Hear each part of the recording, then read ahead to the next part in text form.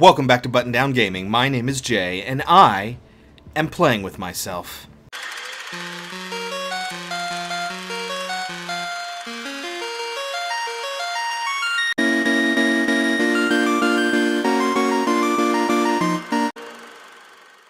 Literally this time, I'm actually playing with myself. I just ran off my two companions because they couldn't stand to be around each other, and I wasn't going to pick, so fuck both of them. Of course, this is going to make my life a little bit harder. I'm ready. I don't have them chiming in and telling me cool stuff I should be doing.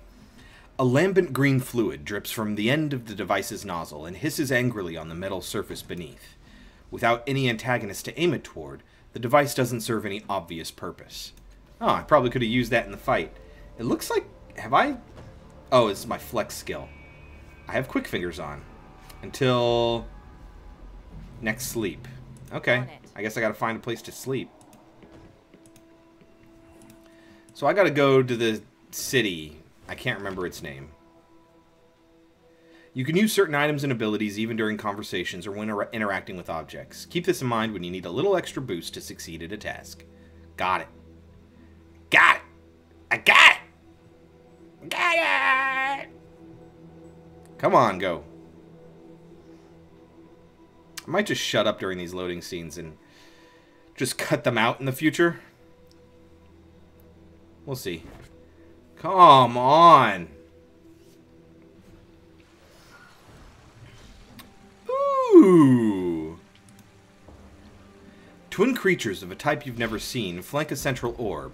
Their cultural significance lost on you. I'm going. Oh, shit.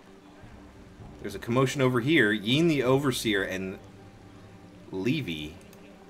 What's going on? Oh, Levi. Okay. The man stares at the execution in utter horror. He cannot look away. No crime deserves such a punishment. How can this be allowed?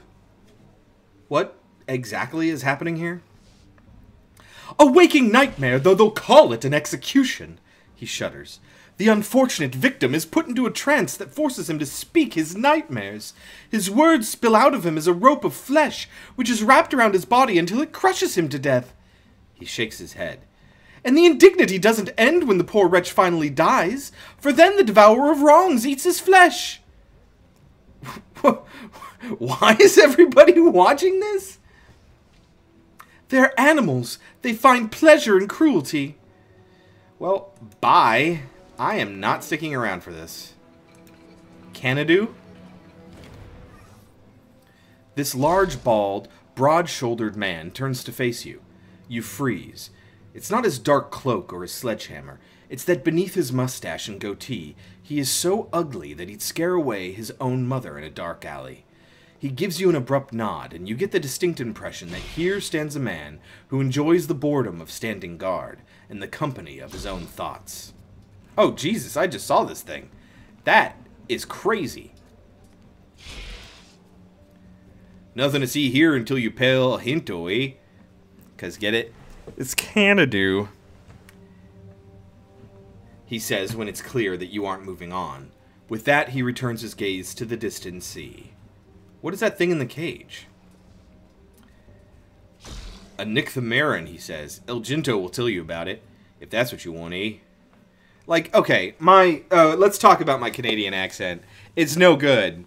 It sounds like vaguely Native American, like the racist, stereotypical Native American voice. I'm gonna keep doing it.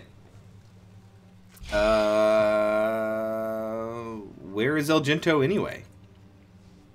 He jerks his chin at the man in the pointy hat nearby. Farewell. I guess I'll talk to Elgin. In front of you is a weary traveler whose grim visage is mostly obscured by a pointy hat. Upon closer inspection, the lines on his face indicate he has seen much and has many tales to tell. Hello there, friend, he says. Here to the Nycthamaran, my friend in a cage over there? Or are you just looking to spend a word or two? I'm looking for someone who can repair a complicated device. It must be in desperate shape if you're patrolling the circus, talking to strangers, he says. "Do you have a piece of the device? Might be that I can offer my opinion." The man's face carries the impenetrable nonchalance of a lifelong gambler, but even so, you spot a hint of curiosity, hunger even, deep in his glittering eyes.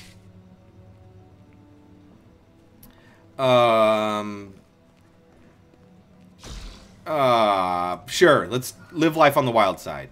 He accepts the crystal shard with great care, turning it over and over in his cracked hands. In the silence, you catch a hint of wood smoke, and notice that his eyes have turned slate gray. "Living crystal," he mutters at last, "seeking a greater whole. Still warm. Maybe alive. Maybe thinking." He hands the shard back to you with a touch of regret. "Interesting piece of tech, but not one I know much about. Sorry, friend. Try asking around some more." Alright, well, farewell. Ah, dude, these people all have names, even though they kind of don't need to. Nearly every inch of this merchant's body is covered in tightly wound robes and furs. A hood obscures its head, and a mask conceals its face. This doesn't stop you from noticing that it is apparently furious with you. Trembling, it bats at its similarly dressed companion. Both of them turn impassive masks back to you. Neither Falinda nor Therese could believe it, but the thief had come back. Had she come in shame, ready to return what she had taken? No, her hands were empty, her expression baffled. Falinda crossed swaddled arms. Perhaps the thief had simply forgotten to return what she had borrowed, but this made her no less a thief. Are you narrating me? The thief said, trying to distract Falinda from the matter at hand, but the merchant would not be distracted. 10 years ago, this thief had borrowed a book. Falinda wondered if the scoundrel was possibly unfamiliar with the definition of the word. It did not mean taking a thing and keeping it, after all. Therese pointedly returns to work, ignoring you both. Falinda sighs, massaging its temples with gloved hands. But in the end, Falinda took a deep, deep breath, and asked the thief to simply return the sealed and long overdue book with the 5-colored sigil on its cover. How can you possibly remember who borrowed a book from you 10 years ago? The cunning thief said, hoping to arouse doubt in Falinda's mind. But the hope was a foolish one. Falinda was memory in the same way that the thief was fatty tissue, fluids, and chunks of calcium. The merchant crossed its arms. Falinda was out of patience.